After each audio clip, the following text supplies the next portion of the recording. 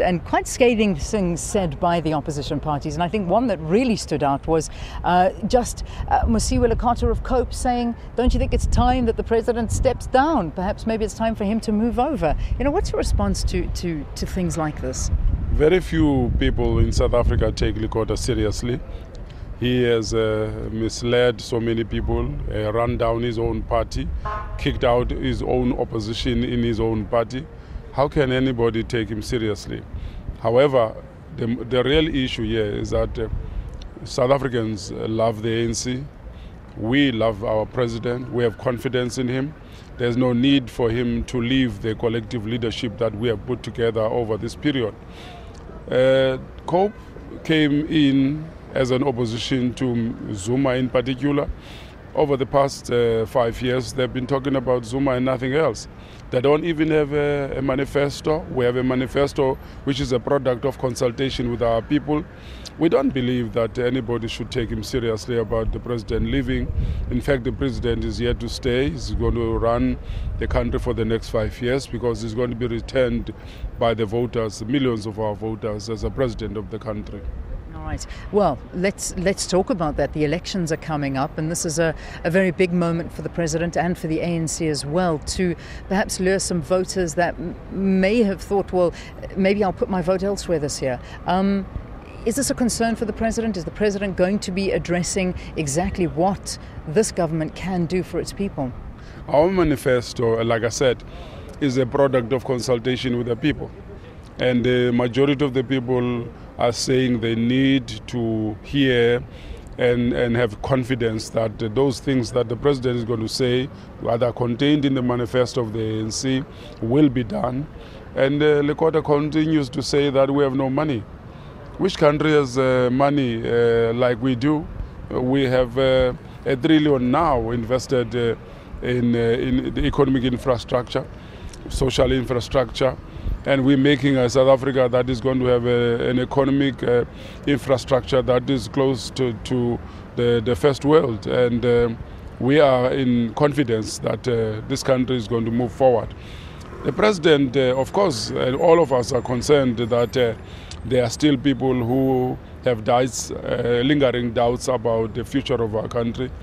They must rest assured that not only are we teaching hope, we are also putting on the table concrete programs about what is going to be done over the next 5 years going forward. Looking at the track record of the ANC over the past 20 years, and indeed over the past 5 years, nobody can doubt that we can achieve what we say we will do. Right. Stone, let's talk about the fact that this is not necessarily going to be the last State of the Nation address this year, because actually this is an extraordinary year where we're actually going to be seeing 2 States of the Nations, because we've got the elections on the 7th of May, and we're almost going to relive all of these events again later on this year. Can you talk South Africans through that? What should we expect? Well, the president is going to talk about the State of the Nation, as the name indicates. Where are we in South Africa today?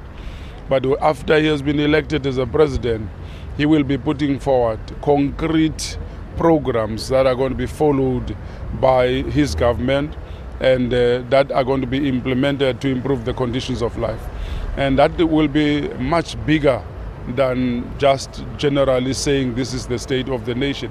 And for us, we are confident that what the president is going to be indicating now, as outlined in the manifesto, is going to be converted into concrete.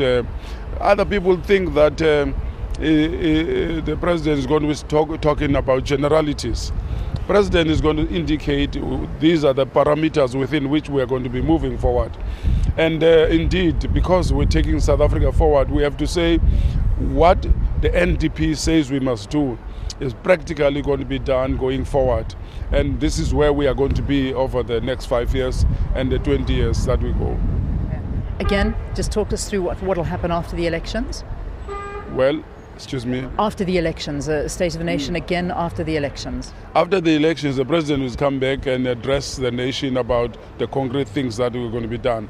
Okay. The president specifically has already in the SIPs indicating they are building a dam in the Eastern Cape. We're building Umthombo oil refinery. We're building railway lines to take manganese to the coast. We are going to build a smelter. All these things that we know are going to turn and have an impact on our economy are going to be outlined. But in concrete terms, the President is going to put that against the budget that the Minister of Finance is going to be putting forward. And we believe that nobody has those plans in the country today. And indeed, we are the only party that has got a manifesto that's concrete, that talks to the concerns of the people, that talks to the programs and what we have to expect in the economy, socially, education, and in the rest of our connectedness to the world. Stone, thank you very much for talking to us. Stone Sizani, of course, is the Chief Whip of the ANC, talking to us about the State of the Nation address. I'm just going to move out the way for the car here. Everybody coming through for work. Let me try and not get knocked over. Did you see that poor guy earlier who bashed his car? You didn't. No. There was somebody, while you were talking, this poor guy reversed and bashed into that pole over there while you were talking. But why would they come here? The street is over there, but they're attracted by you. I don't know. I think it's you, Stone. And the cameras. I think it is you. It's terrible. Anyway, all right, well, there you go. Stone just making his way into Parliament now. There's everybody coming here and getting ready to